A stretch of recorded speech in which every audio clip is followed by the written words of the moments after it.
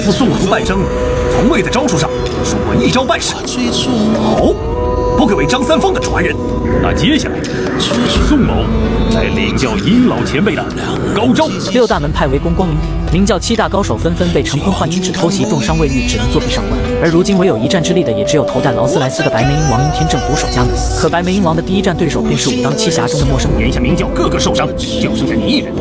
你若投降的话，我倒是可以放你一条生路。白眉鹰王本想看在两家姻亲的份上，并不想与陌生谷拼个你死我。毕竟自殷素素死了以后，白眉鹰王就不想再动刀剑。哪想今日陌生谷却苦苦相逼，白眉鹰王只能舍命奉陪。双方一轮嘴炮攻击后，却见陌生谷率先出手向白眉鹰王攻去。此前鹰野王身中玄冥神掌危在旦夕，白眉鹰王为了救治鹰野王不惜消耗大量真气，加之白眉鹰王护教心切不惜骑了8辆劳斯莱斯来到光明顶，以至于心生疲惫的他不慎被陌生谷一招长虹贯日刺穿身体。再看白眉鹰王的鹰爪早已按在陌生谷的肩头之上，但白眉鹰王最终还是念及两家姻亲关系，没有痛下杀手。老夫纵横半生，从未在招数上输过一招半式。好，不愧为张三丰的传人。前辈手下留情，在下佩服。见白眉鹰王有如此胸襟，身为武当七侠之首的宋远桥连忙上前为白眉鹰王递上武当疗伤圣药。白眉鹰王见此却婉拒了宋远桥的好意。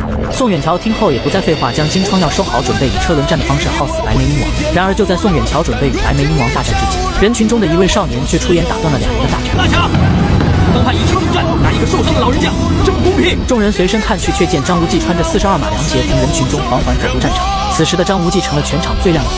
宋远桥虽不认识眼前之少年是何人，可张无忌所说的话，宋远桥也十分认同。